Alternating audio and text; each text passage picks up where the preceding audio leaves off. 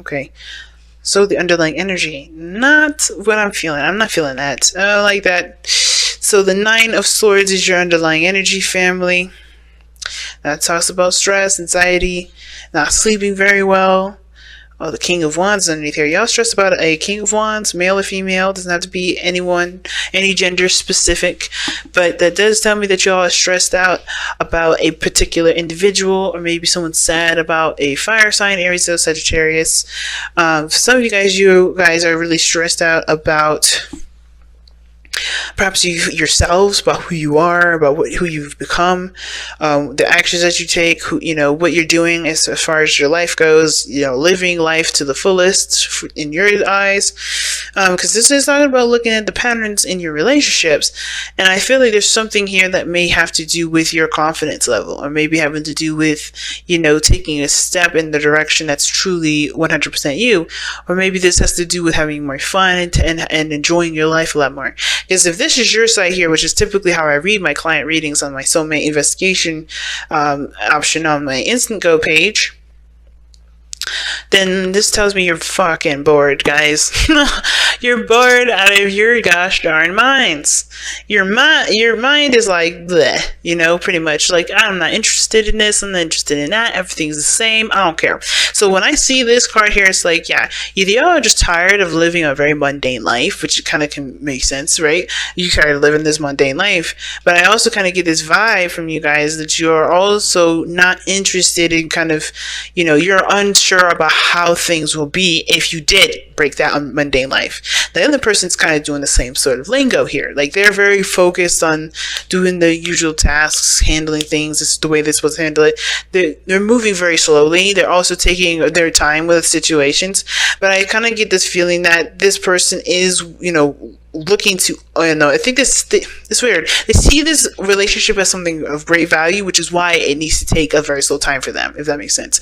They're taking their time, they're taking it slow because they see the great value in it. They don't want to rush it, they don't want to push it, because they understand that, or maybe they feel, not understand, but they feel that this relationship deserves the time that it needs for it to be be as strong as it needs to be. And I'm like, you're like, where are you getting that from? Well, take a look at where they're coming from, which is this Eight of Pentacles here, as the reason as to why they think the way they think. The reason why they think the way they think or act the way they act is because the Eight of Pentacles, they think that they're putting in great work. They think they're putting in hard, diligent work, and they think they're really putting in their elbows into this situation, right? I think they also understand that there is a need for work to be done here, because as a matter of fact, if they think they're doing it, then it's like, okay, where? Because they're waiting. Now, this Three of Wands in the present moment, right, or how they're showing themselves in the physical world, in the physical plane here, because we got mental, physical, and spiritual here. How they're showing themselves physically, their actions, their behavior, their ego, they're waiting on something. They're expecting on expecting some return, expecting some sort of something to come back to them. Now, at the same time, it could be that they're preparing themselves for what's to come. So their mindset is already on. They're already like at work and just doing the things they need to do, and they're just waiting for the opportunity to present itself for them to do. To either offer something because they see something that they want. Or they're just like, they're waiting for whatever opportunity to open the door to whatever opportunity comes in and take charge on that. But you guys on this side, if this is you, Aquarius, y'all tired. You're just bored. You want some excitement. You want something new, something fresh. None of this old stuff. None of the stuff that you've been with. And because you've experienced some stuff, or you've experienced a lot, or you feel like you've been around the block, right? You kind of feel like, with all these options, what really is fun? And I think this is honestly not a bad card, the Seven of Cups, because it can influence ideas and new, dreams and fantasy. It doesn't, it's not a bad thing. Now, what I do see here is that for some of you guys, if you guys are really in tune to your intuition and you guys are tarot readers of your own, your own guidance system, whatever, which is awesome, and never downplaying that. Some of you guys may be having, not psychic attack dreams, but dreams where you are interacting in them. Like, there's something in regards to interactive dreaming somewhere, or dreams where there's like, where it's definitely affecting your either your day-to-day, your energy levels, what have you. Because you got here, the card for not really just sleeping very well, and then you have the Seven of Cups, which is dreams anyways, fantasies. It's not reality, but you're trying to find what's real through the unrealistic, you know what I mean, through the glitz and glamour. It's like all that glitters card in this deck, but you're just kind of like trying to find what's the hidden meaning behind behind each of these cups, and if that hidden meaning behind that cup is truly what you want to pursue. So you guys are trying to figure out what makes you happy. Some of you guys are still in the process of kind of, figuring out, going through Fantasyland, trying to entertain an imaginative portion of your life, trying to at least generate some imagination to come up with, conjure. And it's hard to do when you've already experienced half of the stuff you experienced. So you're doing all this based on relying on what you know. And I feel like what you have to do right now, guys, is truly go on faith, go on a different direction, go on a different journey, go on an adventure in an area in which you don't know. Touch on territory that you didn't think of. And it's hard to do, especially when you're like, I only know what I know. I can't know something that I don't. But you do know what you don't. You have everything laid out in front of you of exactly what you've already experienced. What things, after those things, what is there? What else is there? And if you can't truly come up with anything, that could be really hard in itself, right? Then if there's an opportunity that you've never heard before, I think it's important to take an opportunity, or take that opportunity and figure out what it really what the real hidden meaning is behind it before truly accepting it as your truth or as your new adventure. You know what I mean? But I feel like there's a lot of emphasis on what you already know. There's always an emphasis on what you've already experienced. So the reason as to why you think the way you think and presenting yourself the way you present yourself is because of everything you've experienced. It's because of this desire to go on a new adventure, to start anew, to do something differently than the usual. You want to start again, start fresh. It's understandable that you want a new beginning, but how are you going to get this new beginning, right? It's like, what do you need to do? And it starts by what your patterns are, right? And I feel like ultimately your patterns and your behavior do need to change, not because you're doing something bad, but only because in order for you to start something new, it has to come from you first. It always does. And again, want to be 100% clear. Because I say that does not mean that you're doing anything wrong. Doesn't mean that you're causing yourself grief. Doesn't mean you're causing yourself disappointment. Doesn't mean you're causing yourself depression.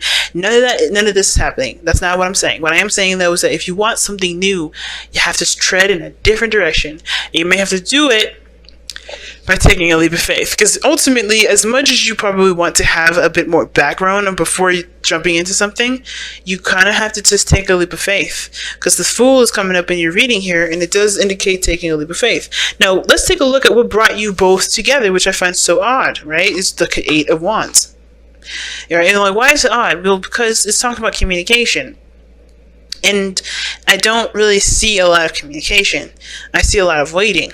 Now, if this is a relationship in regards to waiting on somebody to respond, this person's waiting, and you're waiting. Like, either they sent out a message and you're waiting for this return, or you're trying to figure out what the fuck you want to do with that kind of message, because it could mean anything, and therefore they're waiting and handle their business. In the meantime, as you're trying to figure out how you're going to respond to this. But I feel like their message may be something that you feel that you've already dealt with before. But I kind of have a feeling that this person may be doing, maybe different, or maybe handling something different, or maybe this is going to be the same time around. But I think for some of you guys are very much aware that this is going to be the same shit over again. So it's interesting that the way you guys meet has a lot to do with communication, instant messages, back and forth communication, or that the fact is that you guys met during a time where things were really picking up speed, where things were moving very fast, where there was a lot of progression in your life. But the challenges that you guys face is the Five of Cups. So the Five of Cups, being that this is a challenge that you both face, like if you notice, the person is looking at the Three Cups that you're looking at here, but this is spilt over. This is done. This, in your mindset, is still up. It's still something you experience, but this is done. This is gone. The challenge, the challenge to me is weird because it doesn't feel like it's saying, yeah, the challenge is about moving on, moving forward from that. And I don't think it's the case, because this is spilled and now it's gone already. And this one, you're still seeing this as like, something you've already experienced. And I feel like, yes, you've experienced loss already, but because you've experienced loss, do you want anything? Like, is there something that you want? Like, you don't know what you want because you don't want to experience loss, but you also do want to want. So you're still trying to figure out what it is that you want. It's in the air. But then you have the Two of Cups. So it's interesting, right? It's really interesting, this message, the challenge that you're facing, because it's not like a traditional Five of Cups message where, oh, you guys got to just get over it. Get over the old times. Get over the sadness. Get over the pain. Honor your emotions 100%, of course, but, what's lost is lost, but only you can do what you can do now with what you have. I kind of get that feeling that's not really the message, because I feel like you guys are not dwelling over what's lost. You guys are more trying to figure out how you can do new things even after everything you've experienced, even if it was a loss, even everything that you've lost. Not that you don't want to experience that loss again, because I think a lot of you guys don't want to experience the loss again, but even if you did, it's a new adventure. And you're like, how do I do that?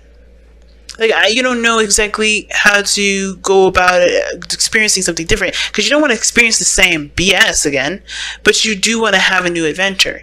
But the Two Cups behind you is almost like saying that there are solutions, but it starts by you shifting your energy, shifting your focus, shifting the energy back to you, shifting energy back to who you are, back to, it's weird. It's like not necessarily back to love, but it's almost like I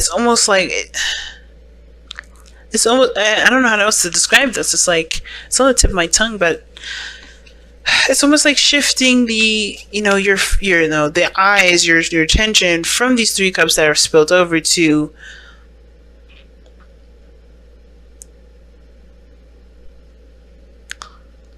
yeah, it could be back to love, honestly. And I don't want to say that because I don't feel like that is really what it's trying to tell me. But with the Two of Cups being two people, I think starting new friendships, meeting new people, and doing so without the expectation. I think that's kind of what there it is. It's love comes in all forms. You guys teach us that, with Valentine's Day being in your time of year during Aquarius season. We learn unconditional love on Valentine's Day. We learn unconditional love the entire Aquarius season. But I feel like this is one of those things, right? I feel like you guys are trying to shift your focus towards new possibilities, new lives, new dreams, but it's hard to do when you don't have a crew, when you don't have friends, and you don't have people you can connect with. And I feel like in that sense, you kind of isolated yourself in a way. Like, you've isolated yourself, and you don't really know how to not isolate yourself and protect yourself all at the same time. It's like you're kind of stuck between a rock and a hard place, or a hard place and a rock place, whatever. And it kind of feels like you guys want to protect yourself from whatever the situation was, but you also want to have new relationships, but you don't really want to do all the work that you've just done with that all over again. Like, you got that lesson good and it's drilled in, but you don't really want to be by yourself either. You know what I mean? It's weird. I'm gonna pull one more for it. Yeah, Two of Pentacles. Juggling, trying to make a practical decision, and it feels like it could be about boundaries, man. Because the Two of Pentacles is about juggling. Is either juggling stuff, making sure there's a balance, but ignoring. It's like that, ignoring your emotions sort of bit. But I feel like you're trying to figure out what's worth the trouble, not really worth the trouble, but like you're trying to figure out which of these options are more valuable and worth pursuing to you, And that makes a lot of sense. Now, why does this person have the Eight of Pentacles as the reason? Wow. As the reason as to why that they're working so hard, or the reason why they have the Eight of Pentacles is the reason why they're presenting themselves as Three of Wands and the Knight of Pentacles, and it's because of the Six of Cups. Yeah, they know that there's work that needs to be done with this connection. And I think you guys are just trying to move on. You all have totally different stories here, but you guys have very similar stuff going on. Both of you guys are like waiting for some sort of epiphany or something to come in and click, something to just make sense. But I feel like the only way for things to make sense is if you change yourself to make sense, if that makes sense. To make whatever you're waiting for make sense, you have to be the person that adjusts to what needs to change to make the sense. Because look at the pattern in your relationships, and then everything here with this person's action oriented, and all of this over here for you guys. If this is you guys, if you resonate with this at all, all emotion pretty much. Whoa. So let's take a look here and see what other advice or information we can get to kind of help tie this reading up. Regeneration. Wow, that's interesting. Because this is very similar to Judgment in the tarot, where, the situation may seem like, all is lost, there's not really much to recover. But then, the tree still, starts to bloom and starts to grow despite the volcano coming in and pretty much burning everything away, right? This is the life coming back from a situation that, you thought was dull, thought was over. And I feel like, so that's even more powerful, right?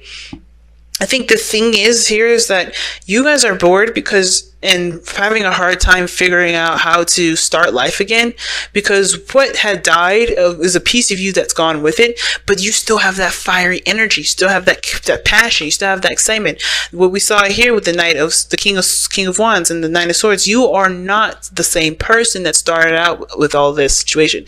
Like you've done the fool's journey millions of times, and you've gotten all those lessons, but you want to be that fool, but not that knows everything and doesn't have to kind of run into all those, crazy calamities again, right? The problem isn't the fact that you've experienced loss.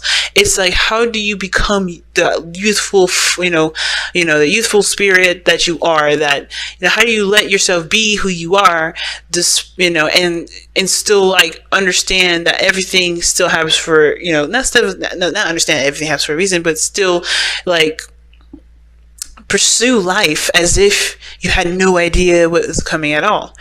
How do you approach the situation in a very youthful way but not be naive? So how can you embrace yourself completely youthfully and all, and not be, and not make the same mistakes that you've done before, or not go in the direction that you've already experienced? How can you be the fresh and new energy that's experienced, that knows everything, that's done everything? It's a hard one, family. And I feel like it's because, I feel like with regeneration, it's saying that you already are those things. You have this, you already are doing it. If you see yourself as already being that person that's youthful and energetic, that's been around the block, then there's really nothing more you could do other than to act like the fool is. Just go on a new adventure, just start something fresh. Pick a path, pick a journey, pick a dream, and then run with it and see how you like it. You can know the outcome of it, or you can trust that you'll be able, to trust that in the moment of everything that's happening, you'll allow your seasoned self to take care of you as you have your youthful side just exploring and be free and to be your youthful self, right? It's an interesting reading this time. And it's weird because the soulmate energy is very, how it's added into this almost feels alien to it, It almost feels like it's not even a part of this. It's like this whole reading is about one person individually, and the other person has a whole different mindset. But the way they're doing this too is like they're looking to repair something, or they're looking to build on a sort of relationship of the past. This person's issue here would be the original meaning I would have for that Five of Pentacles, Five of Cups rather, that you see here as the regular challenge for you, because this person is trying to relieve or like try to overcome the struggles or the loss of the past to really, you know, to reconnect with the person that they have, you know, that they still feel connected to, which is the Six of Cups. And I don't know what they're waiting on. That's the part that's interesting to me. What is this person waiting on? What is this person expecting?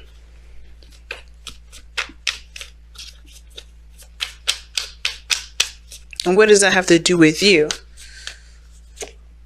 The Two of Cups. Holy crap. Soulmate card after soulmate card.